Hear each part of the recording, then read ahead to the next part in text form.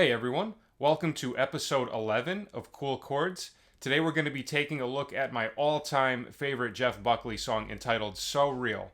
Hope you enjoy.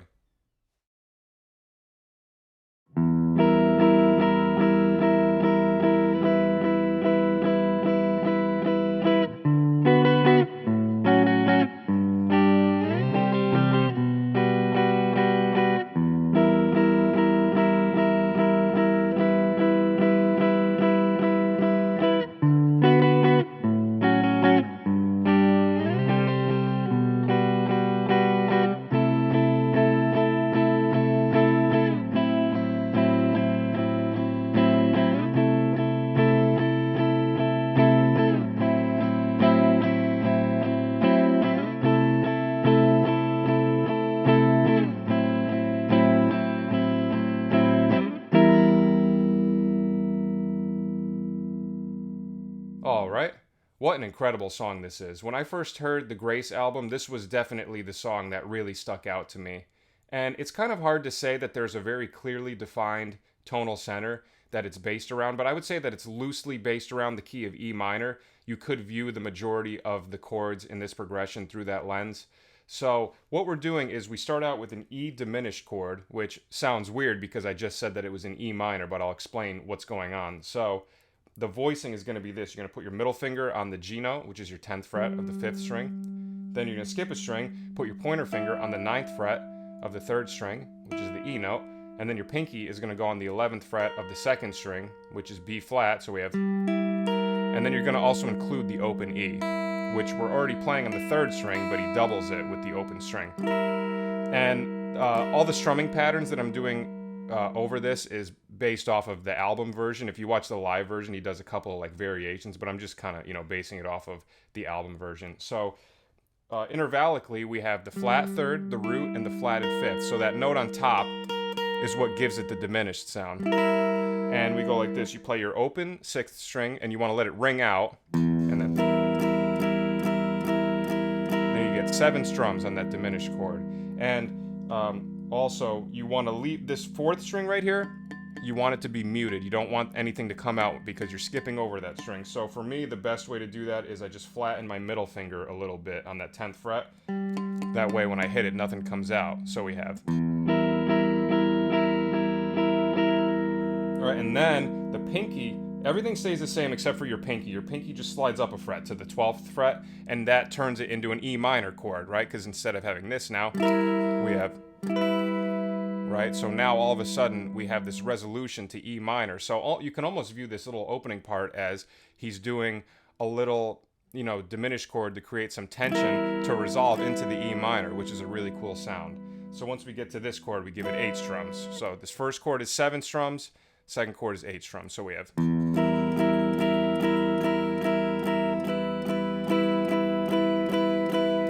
right, now this part gets really cool. So this chord, the way you can get to this chord from the E minor is go like this. Pinky stays the same. The middle finger and pointer finger both move up a string. So middle finger goes to the 6th string, pointer finger goes up to the 4th string. And then all you do now is take your ring finger and add it to the 11th fret on the 3rd string, okay? So this voicing, I'm calling it D6. It sounds more like a D6 chord to me, but some people might prefer to call it B minor over D. So in the key of E minor, this would be our 7 chord, right? Because D is the 7th note in an E minor scale, right? So this chord, you hit the bottom note, the D, and then you do a strum on the 4th, 3rd, and 2nd string. You go down, up, down. So you go, okay? And then you're going to take this exact same voicing and slide it down so that your middle finger is now on the A note, the 5th fret. So the same chord, but over A now, so we call it an A6 chord.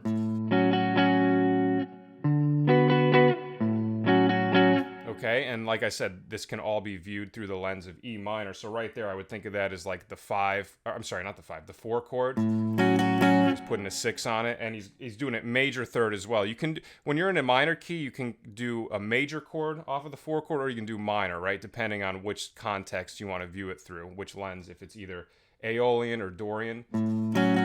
So we have... So far we have.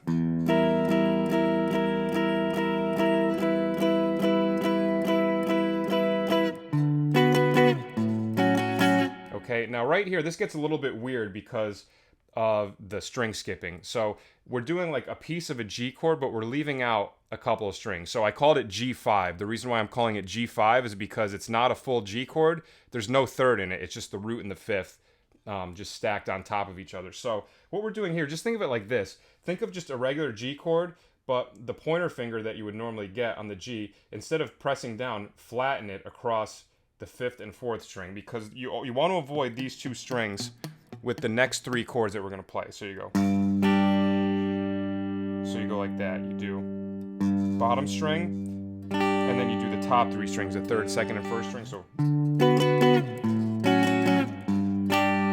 all right, and that would be the 3 chord. If we're in E minor, G is the third note. 1, 2, 3, right? So that's our 3 chord.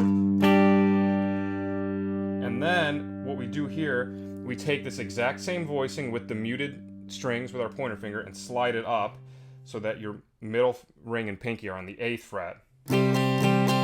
Right? And then you go like this. So it's especially important getting the mute here, because right here we're actually strumming all 6 strings, and you go down, up, down, up. So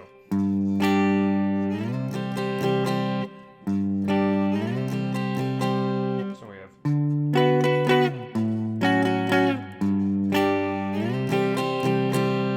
And that's a C5 as well. There's no third in it, right? The notes are C, G, G, C, right? Sort of just roots and fifths. Sorry. And then after those 4 strums, you slide the exact same chord just down a fret to your 7th fret, but you play the bottom note first. You go. And then so you play the bottom note, and then you play the 3rd, 2nd, and 1st string 4 times.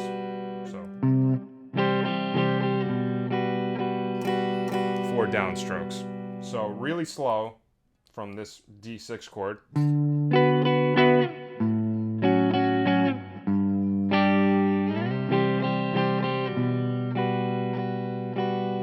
And it's not all in 4/4, as you probably saw at the beginning with the notation. There's a couple of bars of 3 and then another bar of 4, so it's kind of all over the place time signature wise. I'm not even sure exactly what meter he's thinking of all that stuff in, but when I was counting it out, the way I notated it seemed to make the most sense to me. But if you think it might be something else, you know, I'm all ears.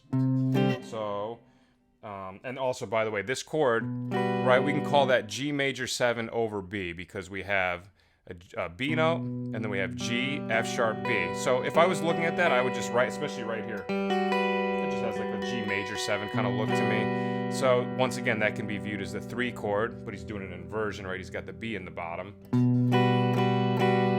So that's the verse, and that repeats 1 time, so we do it twice. So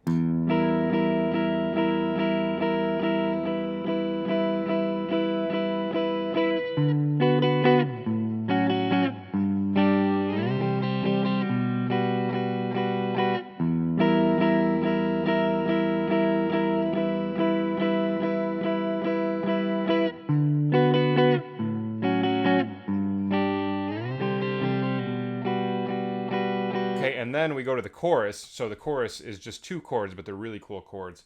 So the first one is just, it's the same chord that we played up on D, this D6 chord, but just down 2 frets on C. So it's a C6 chord, so 8th fret, skip a string, 7th fret, 9th fret, 10th fret, and then you include the open first string, the open E. And I'm just doing 8 downstrokes. And then we go down to an A minor 6 chord. This is really cool. So it's your middle finger on A on the 6th string, skip over a string, put your pointer finger on the 4th fret, which is F sharp, ring finger goes on 5, the C note, and then pinky goes on 5th fret E. And then you once again include the open E. So if we look at those 2 chords through the lens of E minor, right, it's our 6 chord going down to our 4 chord, right? Which is the 4 chord. So in a minor key, if you're playing a 4 minor, you can do minor 6 if you want as well, because that lines up. So actually earlier on I said the 4 chord could either be major or minor when you're in a minor key, right? And this is a perfect example of that, because in the verse, when it goes right there, it does an A6 chord, which has the major third, but then in the chorus, it does minor 6, right? So he's alternating between the two, which gives you two different sorts of moods that you can convey within a minor key, right? So the chorus, you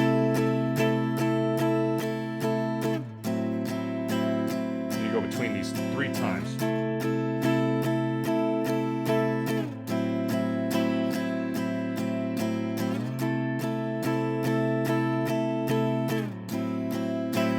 And then it just goes right back to the verse.